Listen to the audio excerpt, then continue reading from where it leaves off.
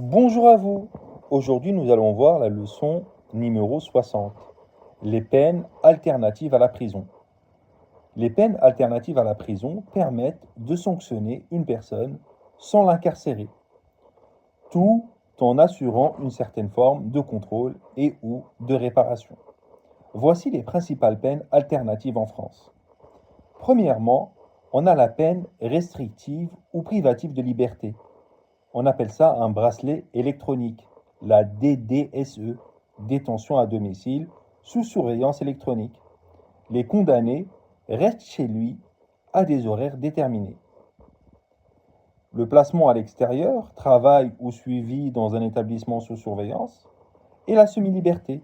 La personne peut sortir pour travailler ou suivre une formation, mais doit rentrer en centre de semi-liberté le soir. Deuxièmement, on a les peines de travail et d'activité obligatoires. Le travail d'intérêt général, ce qu'on appelle le TIG, travail non rémunéré au profit de la collectivité.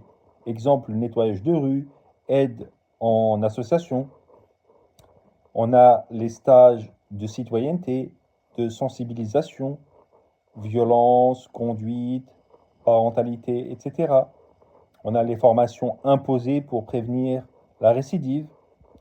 Troisièmement, on a les peines financières, les amendes, somme d'argent à payer à l'État, les confiscations de biens, saisie de biens ayant servi à commettre l'infraction ou acquis illégalement.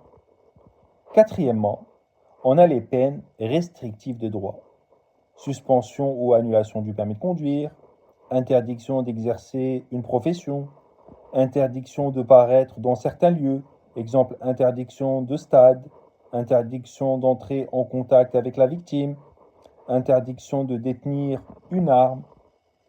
Et aussi, cinquièmement, on a ce qu'on appelle les peines avec sursis judiciaire. Mise à l'épreuve, ancien sursis avec mise à l'épreuve remplacé par le sursis probatoire, obligation de soins, de travail, d'indemnisation des victimes, etc. Le contrôle judiciaire, mesure qui peut être prononcée avant jugement pour limiter la liberté d'un prévenu, pointage régulier, interdiction de contact.